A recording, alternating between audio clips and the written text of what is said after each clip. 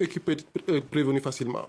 Si les conditions sont réunies, notamment qu'on puisse diagnostiquer facilement les malades, qu'on puisse les traiter, beaucoup de cas de mortalité ont été réduits. Alors ça c'est le tableau sombre. On va quand même parler de choses positives, notamment on va se rendre au Burkina Faso où chaque année plus de 50% de la population est touchée par la maladie, un chiffre effrayant, même si dans le pays l'espoir demeure grâce à des essais cliniques qui ont montré leur efficacité. Ils sont effectués par une équipe de scientifiques. Reportage de notre correspondant Khalid Oussi.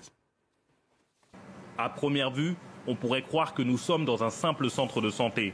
Et pourtant, derrière ces murs, des centaines de chercheurs travaillent sans relâche dans l'espoir de trouver le vaccin pour lutter contre l'une des maladies les plus meurtrières d'Afrique, le paludisme.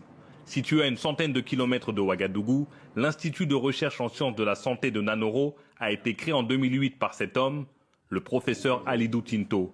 Aujourd'hui, il est fier de nous montrer le potentiel vaccin tant espéré. C'est là où nous conservons nos vaccins, dans ces réfrigérateurs, parce que la température est très stricte. Elle doit être conservée entre 2 et 8 degrés. Pas plus, pas moins. Et vous constatez également qu'on utilise l'énergie solaire pour connecter nos réfrigérateurs et nos congélateurs qui conservent les vaccins, parce que l'énergie doit être stable. Les essais cliniques de l'équipe scientifique du professeur Tinto, qui travaille avec des chercheurs de l'université d'Oxford au Royaume-Uni, ont démontré que leur vaccin pouvait atteindre un taux d'efficacité